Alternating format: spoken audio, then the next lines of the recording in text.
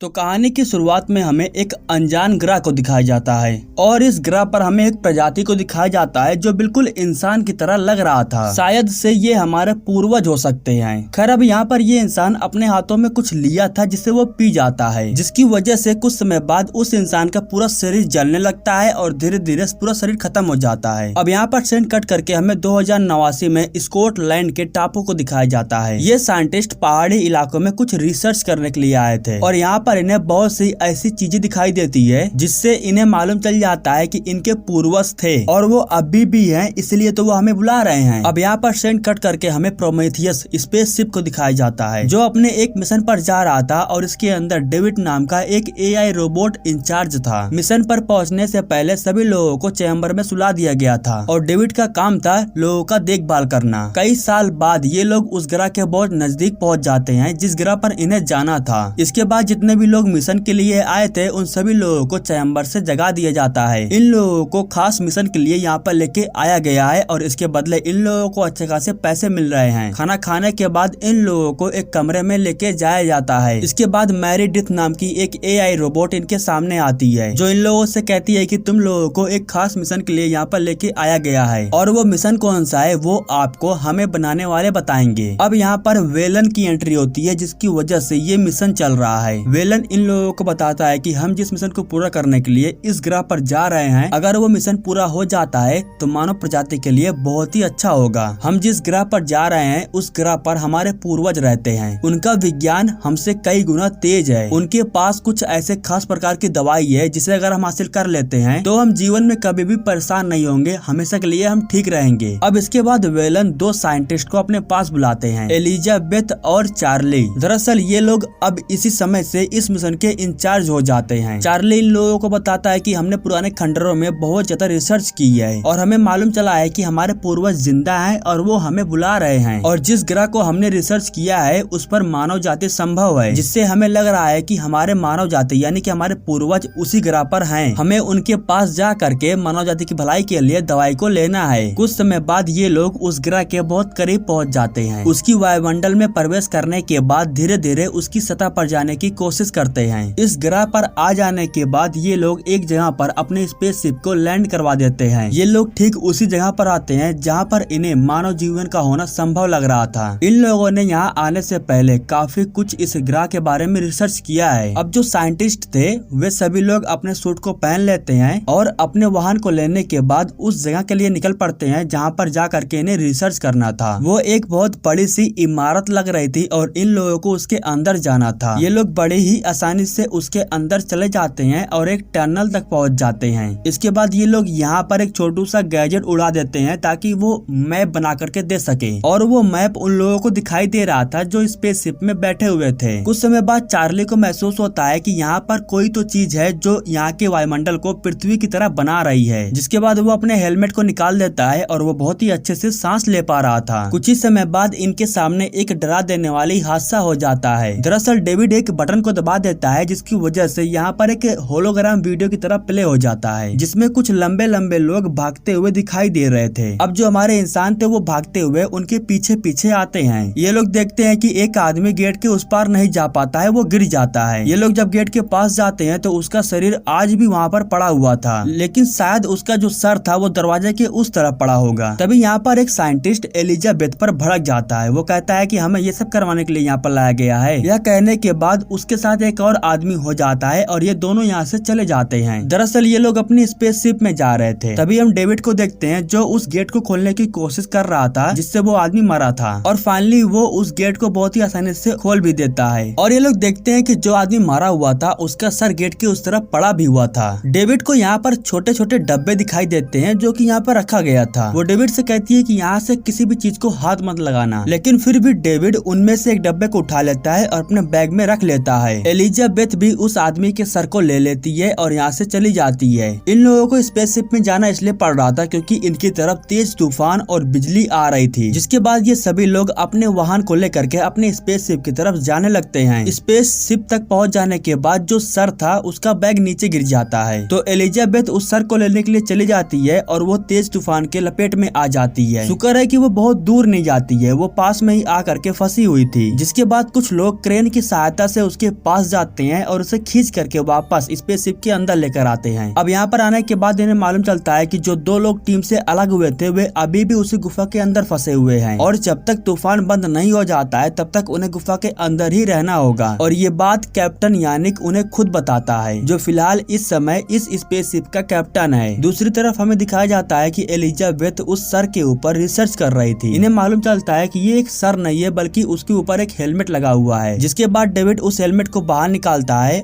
और फिर इन्हें आदमी का सर नजर आता है। ये लोग देखते हैं कि वो आदमी बिल्कुल इंसान की तरह ही दिख रहा था। इसके बाद ये लोग उसकी कोशिकाओं को जिंदा करने के लिए ये लोग उसके सर में एक मशीन को लगा देते हैं, लेकिन शायद उस मशीन का टेम्परेचर ज्यादा हो जाता है, जिसके बाद कोशिकाओं के बदले वो आदमी ही जिंदा होने लगता है। ये लोग उसे अंदर बंद करते हैं, तभी उसका सर फट जाता है। अब एलिजाबेथ उस आदमी के डीएनए को ले लेती है और उसके ऊपर रिसर्च करने लगती है। वो उस आदमी के डीएनए को इंसान के साथ मिला करके चेक करना चाहती थी और फिर एलिजाबेथ को मालूम चलता है कि उसका डीएनए हमारे इंसान के डीएनए से मैच कर रहा था। मतलब कि यहाँ पर जो कोई भी थे वो हमारे पूर्वज थे। डेविड जिस डब्बे को अपने साथ लाया था वो उसके चीज को बाहर निकालता है और उसे उसके अंदर एक छोटी सी चीज दिखाई देती है जिसके अंदर जीवन संभव था। इसके बाद अब वो ड्रिंक पीने के बहाने से चार्ली के पास जाता है और चार्ली के ड्रिंक में उस जीवाणु को मिला देता है और इसके बाद चार्ली उस ड्रिंक को पी जाता है। इधर हमें उन दोनों आदमी को दिखाया जाता है जो गुफा के अंदर फंसे हुए थे। ये लोग एक ऐसी जगह पर आते हैं जहाँ पर इन्हें यहाँ पर रहने वाले लोगों की लाश दिखाई देती है जो काफी साल पहले मर चुके थे और ये 1-2 नहीं बल्कि कई लोग थे जो मरे पड़े हुए थे। एलिजाबेथ कमरे में अकेली थी जिसके पास चार्ली आता है और वो चार्ली को बताती है कि यहाँ पर जो भी लोग थे वो हमारे पूर्वज थे क्योंकि उनका डीएनए और हमारे डीएनए से बिल्कुल मैच कर रहा है। यह जान करके चार्ली भी काफी हैरान हो जाता है। अब इसके बाद ये दोनों काफी करीब आ जाते हैं और इंटीमेट होने लगते हैं। इसके बाद हमें इन दोनों को गुफा के अंदर दिखाया जाता है। ये लोग उस जगह पर पहुंच जाते हैं जहां पर उस जीवाणु का ढेर सारा डब्बा रखा गया था और तभी इनके सामने एक सांप की तरह कोई जीव इनके पास आता है। अब इनमें से एक आदमी को वो बहुत क्यूट लग रहा था जिसके बाद वो उसके पास चला जाता है, लेकिन तभी वो जीव अपने असली रूप में आकर के उस आदमी के हाथों को पकड़ लेता है और वो आदमी के हाथ में लपेट करके उसके हाथों को तोड़ देता है। इसके बाद वो जीव उस आदमी के शरीर में जाकर के घुस जाता है और वो जीव इन दोनों को मार देता है। इसके बाद हमें चार्ली को दिखाया जाता है जो अपने आप को आईने में देख रहा था। उसे अपने शरीर में काफी कुछ अजीब महसूस हो रहा था और जब वो अपनी आंखों में देखता है तो उसकी आंखों में कीड़े जैसा कुछ तो था जिसे देख करके वो भी बहुत ज्यादा डर जाता है। कुछ समय बाद जब तूफान शांत हो जाता है तो सभी टीम फिर से इकट्ठा होती है और अब ये लोग दोबारा से अपने उन दोनों आदमी को ढूंढने के लिए जा रहे थे। फाइनली ये लोग दोबारा से उस गुफा के अंदर पहुंच जाते हैं और ये लोग उन दोनों को काफी लंबे समय तक ढूंढते हैं लेकिन उनका कुछ भी पता नहीं था। दूसरे साइड हमें डेविड को दिखाया जाता है जो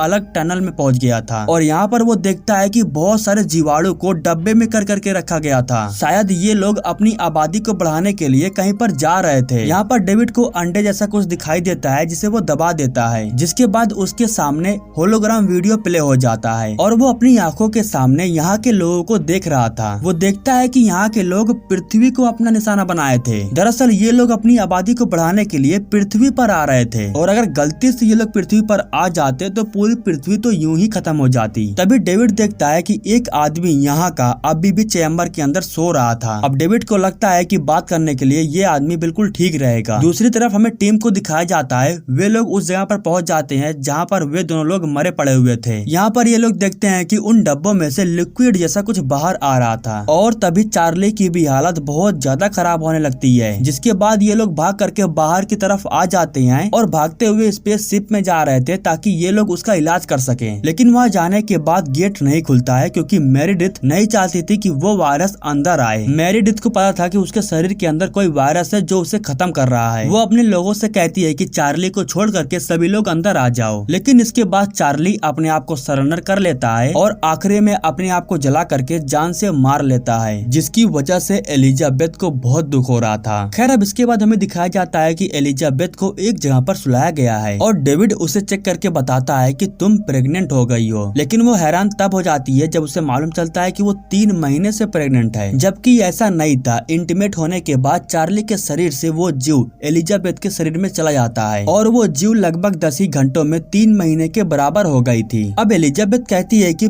प्लीज इसे मेरे शरीर से बाहर निकाल दो और तभी उसके पेट में काफी ज्यादा दर्द होने लगता है। अब इसके बाद डेविड उसे इंजेक्शन दे करके सुला देता है और वो सोने के बाद बेहोश हो जाती है। कुछ समय बाद एलिजाबेथ को दो लोग उठाने के लिए आते हैं, लेकिन तभी एलिजाबेथ उठने के बाद अचानक से उन दोनों को मारने लगती है और इसके बाद वो भागते हुए सर्जरी वाले कमरे में चली जाती है, क्योंकि सर्जरी के द्वारा वो अपने पेट से उस जीव को बाहर निकालना चाहती थी। इसके बाद वो जा करके सर्जरी मशीन पर लेट जाती है और ऑपरेशन के द्वारा वो मशीन उस जीव को बाहर निकाल देती है, लेकिन तभी वो जीव काफी जोरों से छटपटाना शुरू कर देती है, जिसके बाद वो उस जीव को खत्म कर देती है और यहाँ से बाहर चली जाती है। दूसरी तरफ यानिक देखता है कि उसका एक आदमी स्पेसशिप के बाहर घायल अवस्था में पड़ा हुआ था, लेकिन वो घायल अवस्था में नहीं था, बल्कि वो उस खतरनाक जीव के कंट्रोल में हो गया था। जिसके बाद वो यहाँ के बहुत सारे लोगों को मार देता है और कुछ लोगों के मर जाने के बाद आखिरी में ये लोग उसे मार पाते हैं। एलिजाबेथ गलती से एक ऐसे कमरे में चली जाती है जहाँ पर डेविड होता है और यहाँ पर वेलन को देख करके वो काफी ज्यादा हैरान हो जाती है। इसके बाद एलिजाबेथ कहती है कि आप अभी तक जिंदा हो तो आपने झूठ क्यों बोला? आप शुरू से लेकर के इस समय तक स्पेसशिप में थे, लेकिन हमें पता नहीं चला। इसके बाद वेलन कहता है कि यहाँ पर जो लोग भी हैं उन लोगों के पास इंसान की हर बीमारी का इलाज है। अब डेविड वेलन को उससे मिलवाने के लिए लेके जा रहा था जो चैम्बर में सोया हुआ था। इन लोगों को लगता है कि उस आदमी के पास इन्हें ठीक करने के लिए हर प्रकार की दवाई है। दरअसल वेलन अपने आप को ठीक करना चाहता है, वो मौत से मुक्त होना चाहता है। तो एलिजाबेथ बताती है कि वो हमें दवाई नहीं बल्कि हमारी जान ले लेंगे, लेकिन वे लोग एलिजाबेथ की बात को नहीं मानते हैं और ये लोग उस आदमी से मिलने के लिए निकल पड़ते हैं, क्योंकि ये लोग काफी दूर आ चुके हैं और बिना मिले यहाँ से तो जाने वाले नहीं हैं। दूसरी तरफ पूरा मैप बन जाने के बाद यानिक को पता चलता है कि उसके अंदर एक स्पेसशिप है और वो स्पेसशिप हर तरफ से हमें नुकसान पहुंचा रही है। खैर अब डेविड उन सभी लोगों को इस स्पेसशिप के अंदर लेकर आता है और यहाँ पर आने के बाद वो चैम्बर को खोल देता है, जिसके बाद वो आदमी उड़ जाता है और चैम्बर से बाहर आता है। वो आदमी इंसान को देख करके कुछ भी रिएक्ट नहीं कर रहा था, बस शांति से खड़ा था। अब उस आदमी के उड़ जाने के बाद डेविड उसे बताता है कि वो यहाँ पर क्यों आया है, लेकिन तभी वो आदमी डेविड को ऊपर उठा लेता है और उसके सर को धड़ से अलग कर देता है और इसके बाद यहाँ पर जितने भी लोग मौजूद थे वो इन सभी को मारने लगता है और तभी एलिजाबेथ को यहाँ से भागने का मौका मिल जाता है। एलिजाबेथ उससे जानना चाहती थी कि आखिर उसके पास ऐसा क्या है जिससे उसके ही लोग मारे गए और आखिर किस गलती की वजह से ये लोग इंसान से नफरत करने लगे हैं। खैर इधर हम देखते हैं कि ये आदमी अपनी सीट पर बैठ जाता है और अपने स्पेसशिप को ऑन कर देता है, क्योंकि वो अपने लाखों जीवों की आबादी को पृथ्वी पर लेकर जा रहा था। अब एलिजाबेथ इसके बारे में वो यानिक को बताती है और वो यानिक से कहती है कि किसी भी हाल में ये स्पेसशिप यहाँ से जानी नहीं चाहिए, क्योंकि अगर ये स्पेसशिप यहाँ से चली गई तो हमारा पृथ्वी एकदम से खत्म हो जाएगा और वापस घर जाने का हमारा कोई भी मतलब नहीं होगा। जिसके बाद यानिक और उसके लोग अपने स्पेसशिप को काफी स्पीड से उड़ाता है और स्पेसशिप को ले जा करके दूसरे स्पेसशिप से लड़ा देता है, जिसकी वजह से एक तेज धमाका होता है और दोनों ही स्पेसशिप क्रैश हो जाते हैं। स्पेसशिप क्रैश हो जाने के बाद वो नीचे आकर के गिर जाती है। वो एलिजाबेथ के ऊपर गिरने वाले थे, लेकिन वो साइड में हो जाती है। अब एलिजाबेथ ही अपनी ग्रुप की आखिरी मेंबर बची हुई थी और उसका ऑक्सीजन भी खत्म हो चुका था, इसलिए वो अपने स्पेसशिप की तरफ जाती है, क्योंकि उसे ऑक्सीजन लेना था ताकि वो कुछ समय तक जिंदा रह सके। लेकिन तभी अचानक से उसे एक अजीब आवाज सुनाई देती है, जिसके बाद वो अपने हथियार को लेकर के उस आवाज की तरफ जाती है और यहाँ पर वो देखती है कि जिस क्रिएचर को उसने मारा था, जो उसके पेट से निकला था, वो मारा नहीं था, बल्कि वो तो अब काफी बड़ा हो चुका है। और तभी यहीं पर वो आदमी आ जाता है और वो एलिजाबेथ को मारने लगता है, लेकिन तभी एलिजाबेथ गेट को ओपन कर देती है और वो क्रिएचर उसके ऊपर हमला कर देता है। अब एलिजाबेथ को यहाँ से भागने का एक मौका मिल जाता है, वो भागते हुए स्पेसशिप से बाहर चली जाती है। दूसरी तरफ वो क्रिएचर आदमी को मारने के बाद उसके शरीर के अंदर चला जाता है। एलिजाबेथ रो रही थी, तभी उसे डेविड की आवाज सुनाई देती है, जो उससे कहता है कि तुम आखिरी इंसान बची हुई हो